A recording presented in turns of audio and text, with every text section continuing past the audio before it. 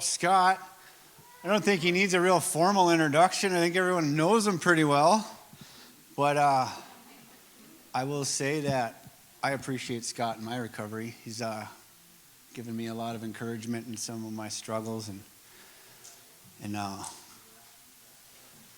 yeah, the rest is none of your business. That's for downstairs. So here you go, Scott.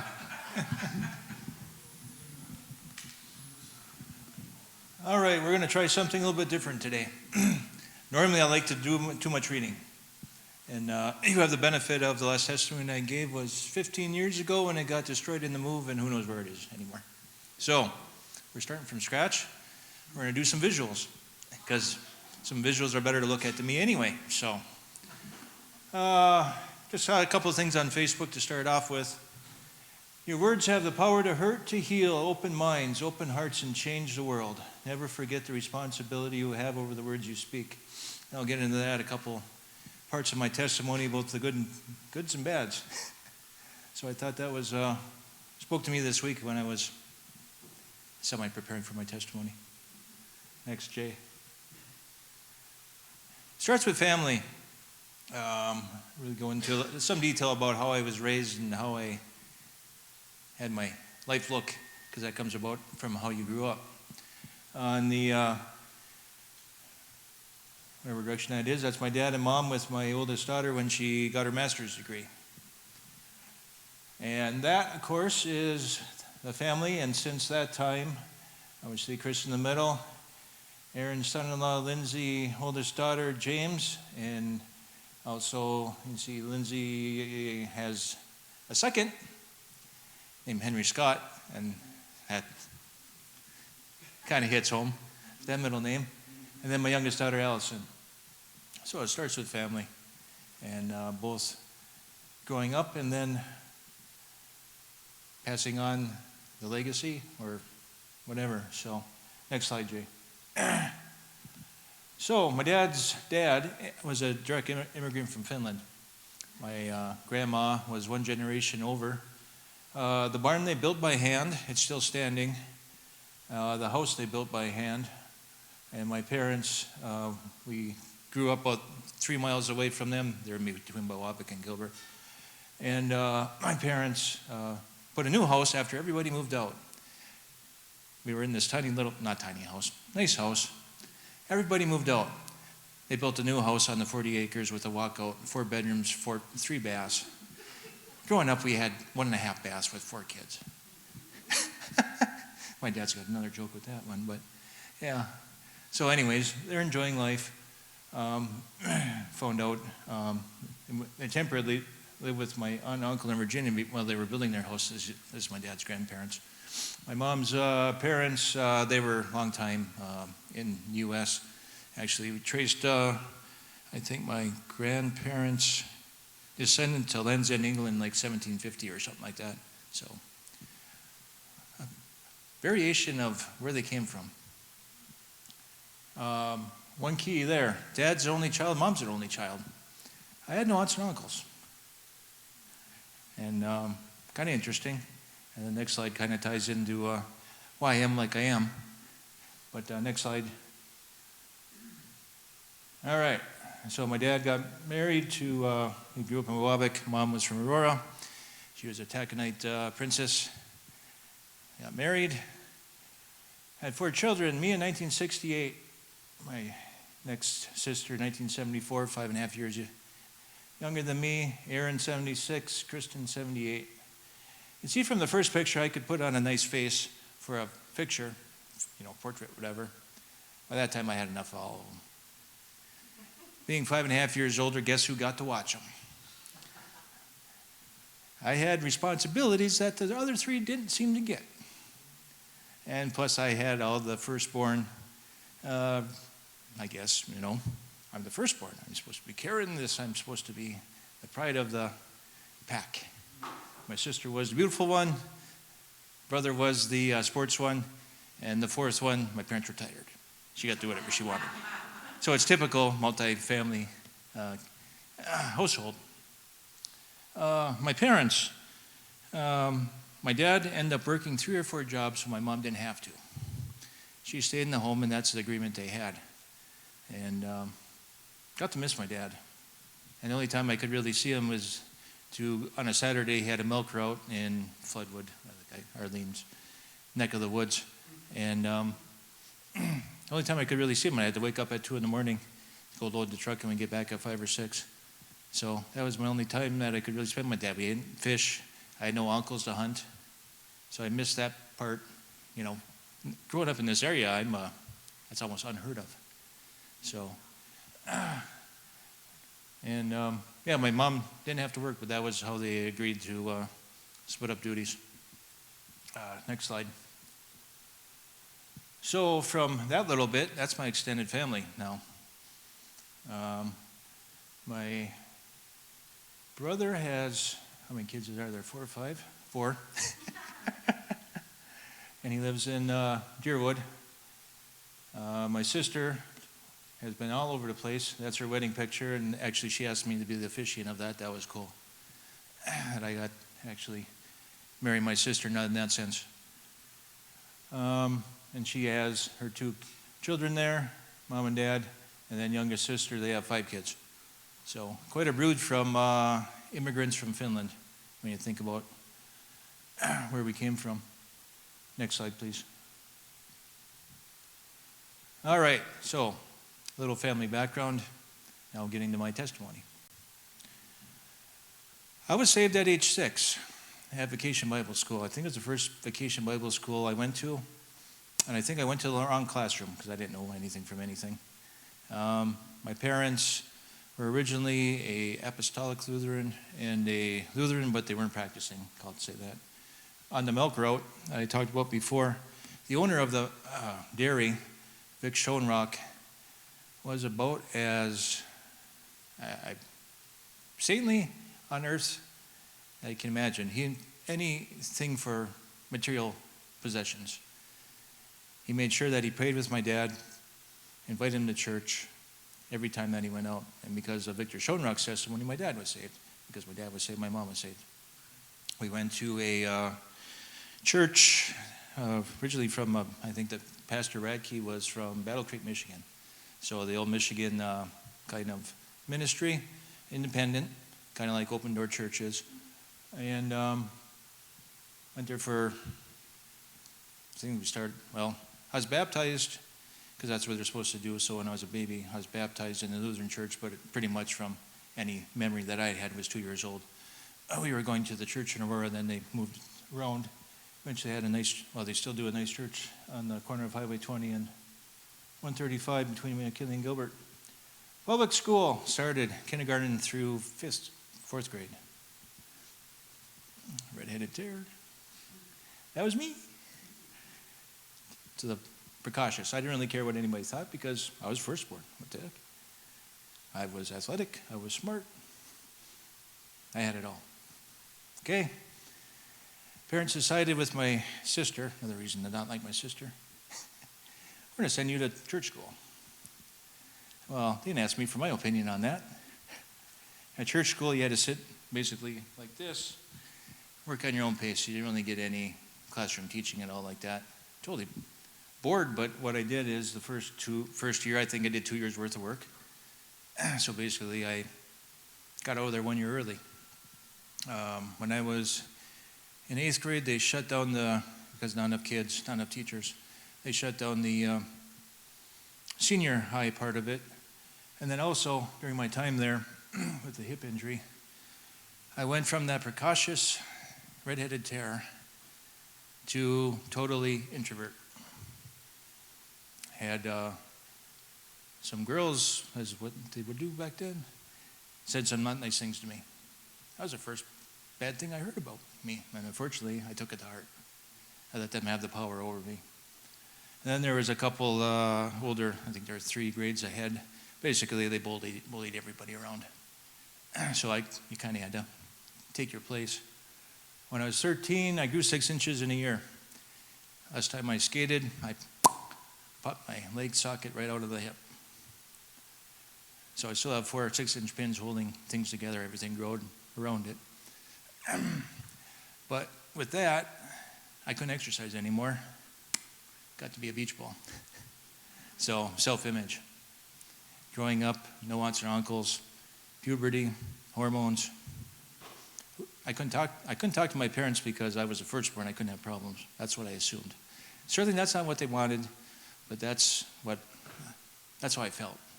So I never could talk to them, and because of that, I had some behaviors I wasn't so happy to have in my history. So I went back to public school. Like I said, I was a year advanced, so my parents decided, okay, we're going to put you in the grade ahead. All my friends are in the class over there, so I didn't know anybody in the class. I'm still walking on crutches, because I had to walk on crutches for 9 months after getting the surgery. So, not a great self-image. Still smart, didn't lose that. But athletics wasn't quite the same when I went back. So I wasn't top dog in the class anymore. Had uncomfortable. And I knew my parents didn't want, my parents, going back to public school, couldn't wear jeans, corduroys, or these lovely boat pants with the stripe on them. For everybody old enough to remember those. Oh, they were ugly. So I had to be different. I didn't want to be different. I want to be part of everybody else. Junior year, 1985. I think it was a basketball party at his parents' house anyways. Had my first beer. I think I had about 6 of them that night. I thought this was awesome. I'm part of everybody else. I don't have to be different anymore. And there goes the history. I drank too early for the wrong reasons. And some reasons I drank, I didn't want to deal with my emotions, and I was always concerned what other people would think about me. Drinking, I didn't have to care. That was the least of my worries. So that's how I started to first steps of being an alcoholic. Say faith of salvation as a child, I'm glad I did because I didn't have to get rid of my junk. But unfortunately, when you have faith as a child and you don't grow, I was Bible smart. I could rattle off verses left and right because I was smart. But I didn't have that desire, or we didn't have a youth group in the church. We didn't have, we went to Sunday morning church, we went to Sunday evening church, we went to Wednesday. But there were really no youth activities at the church at the time.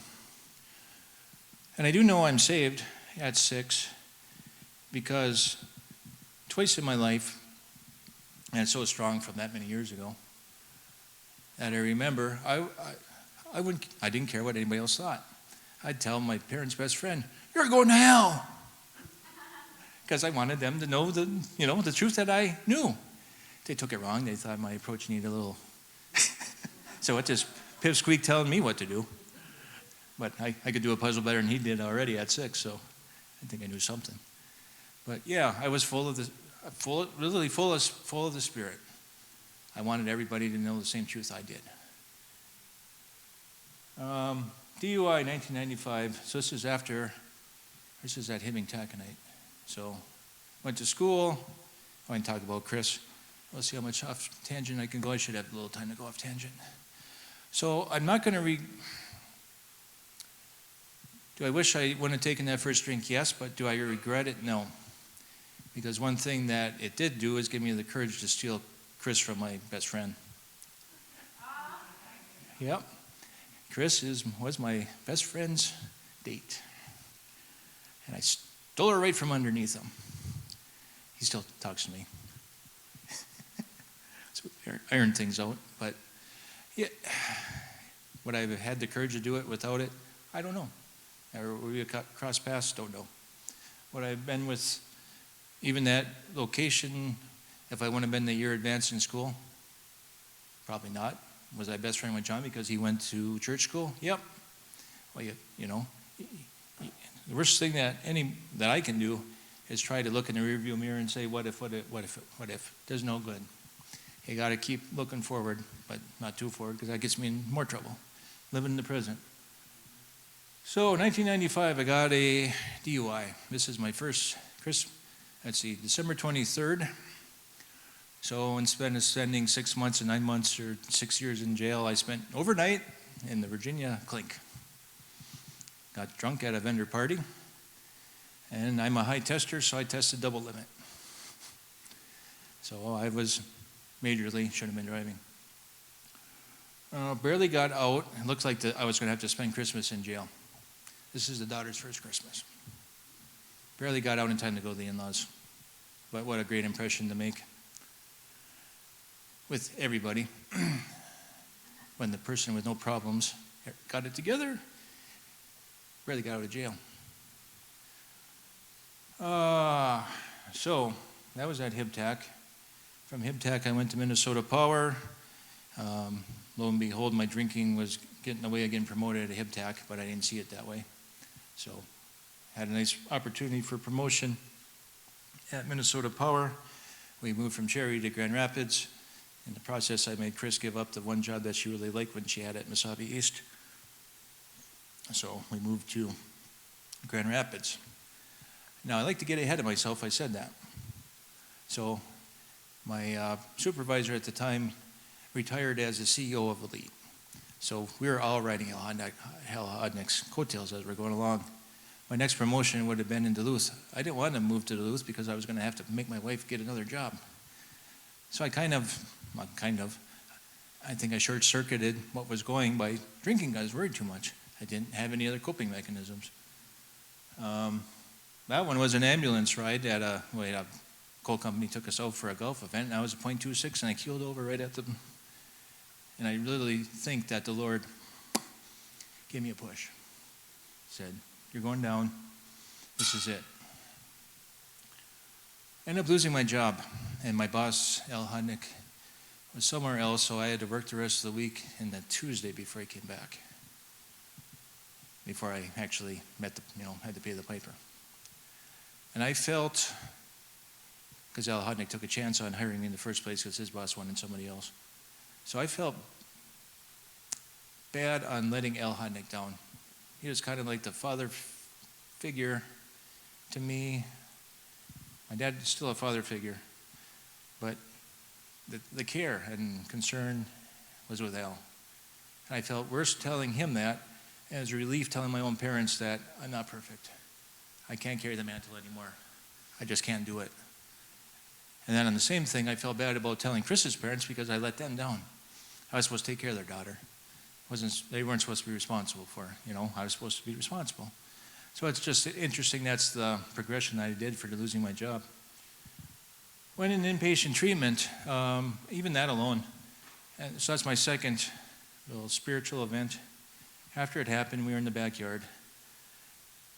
Got on my knees with Chris. At that time, there wasn't an inpatient bed. I was going to have to do outpatient. And I turned over alcohol to God. Turn it over. I think before that, I dumped all my booze out that I had, whatever else, but I turned it over because DUI, I was on probation for 2 years. I think I tried near beer for 2 months, and I was drinking right away again. I don't have a problem. I can't have a problem. I'm firstborn. Inpatient treatment. Bed opens up. Somebody got happy feet, decides to leave. Well, okay, Lord. I'm going in there. I'm not in control anymore. Inpatient treatment, you get no say. You do what they tell you to do.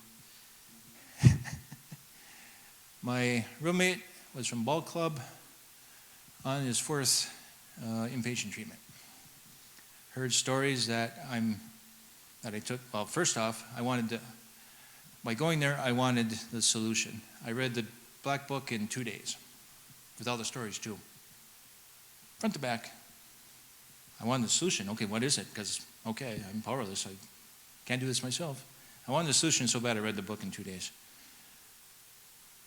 Heard stories from other people's in their homes. Really got to thinking, I didn't really have it that bad. Why am I so angry at my parents? Was able to forgive my parents in inpatient treatment. They were doing the best they could with what they had. They didn't have early childhood classes. They didn't have parenting classes. So, yeah, I was firstborn. I got the brunt of the discipline and everything else that was going on back then, but I was able to forgive them and ask for forgiveness for being a rotten kid, too. 2 weeks out of treatment, I had a job. How often does that happen? Unless if God's moving. And lo and behold, Al Haddock, my former boss, called Lakehead owner, said, hey, why don't you see if you got a spot for him? So even though I let Al down, he called somebody else, and actually I was supposed to go somewhere, but then they sent me to Michigan. So ironically, I didn't want to go to Duluth, so guess where I went with Lakehead for my first job? I was living in Grand Rapids, mind you. Grand Rapids, Michigan. My God has a sense of irony when I get too far ahead of him. All right, next slide. So, with Lakehead, well, even at Minnesota Power, and I didn't have Celebrate Recovery, so I will say, it's interesting Dan took that picture and put it on the, because I got a story to go with that too. But I was on the building committee, I was the treasurer. When I ended up losing my job at Minnesota Power, I was the treasurer on the executive board. But I was doing things with my own power. I was doing it because I was supposed to. That's what my parents, thou shalt, thou shalt. Okay. So with Lakehead, I was all over the country and working outages and 3,000 hours a year and things like that. So really didn't have time for that kind of stuff. At Grand Rapids E-Free, I knew I was going to do this by skipping around on slides. God used me in inpatient treatment when I let go of control. One of the females was there. She was an awkward outsider. Her parents were Jehovah's Witnesses. She was different too. Words matter. I said, God has a plan for your life. Because, God's got a plan for everybody's life. I mean, it's a no-brainer. That meant something to her. And we were, even when she went to not a halfway house or something like that, but we invited her over for lunch and continued our, relationship. I don't know what she's doing now, but that's one of my regrets is I didn't follow up closely with the people that I made contact at inpatient treatment. Another guy was Tony. He was just doing whatever. Tony. But his heart was in the right place, but the natives have their morning smudge at, I can't remember, it was on the west side or east side. I think it was on the west side of the building. Well, Tony wanted to have a prayer circle. I said, Tony, we can have a prayer circle, but why don't we go on the other side of the building? So we had our prayer circle on the other side of the morning, and I participated in the morning smudge ceremony with the Native Americans because they offered it to anybody, which is, one thing that I also enjoy it. I don't know what word I'm looking for, but I appreciated it, that they would offer it to anybody. So, Tales of the Kingdom. I was asked, obviously with what happened there at Grand Rapids, I was asked to give my testimony. Now, I think I was sent over to Minnesota Power for a reason, because one of the other church people at Minnesota worked at Minnesota Power with me, and I let my big mouth go when there was like a downsizing.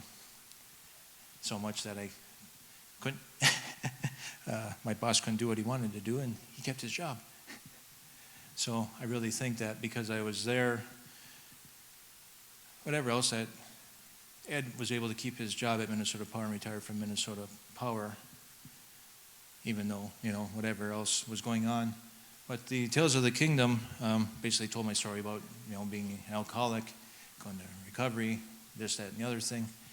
And one of the people who was listening was, he told me, well, afterwards, he was part of our small groups, is that he was able to give up alcohol and commit to God because of my testimony. Hallelujah. I talk about amazing things when I stopped looking out for myself. Let's see. Baptism too, so 2 times I gave my testimony there. All right, construction downturn. I figured I'd get out of Lakehead on my own doing. Went to Hibbing Public Utilities. And they said, what are you thinking? Because they know what Hibbing Public Utilities had everything going on there. think it was a little bit over 5 years. But at the end of it, I was beaten down between the union, between Minnesota Power, between the commissioners. When I had my second review, that was 1 month after my scheduled review, I said, I'm tired. You won't let me manage. So they end up, first time in my life I was fired. And then we worked out a deal afterwards, but that took a hit.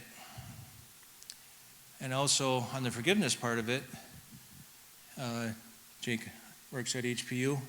I think it took me, 6 months, Jake, to accept your friend request because I was still holding on to the judgmental, the anger, and he represented what was there. So, step study again helped me release some of those things because I can't do it. Nobody should hold on to that. All right, so that picture was when I was working Walmart, 6 months, overnights, from $100,000 job to $11 an hour.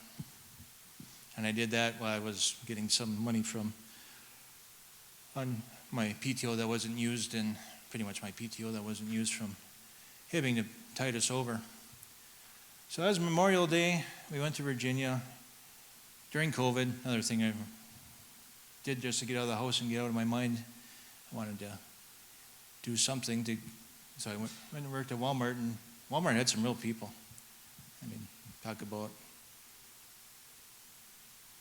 majority were great people. I was glad to work there. So that was $11 an hour job. This is in May. I was let go in middle of January. So I didn't have a job yet. No prospects for it. I think I had 100 interviews or 100 applications and maybe got about 10 interviews. Nothing was working. But through that, God provides. Chris got a couple nice promotions during that time. So she was bringing in more money. We were never for want. And because I kind of sensed something was happening from Hibbing, we were saving up for the rainy day, and rainy day came. So September, it's the day after Memorial Day, whatever the other day is in September. Started working in North Branch, and I was second choice on that too.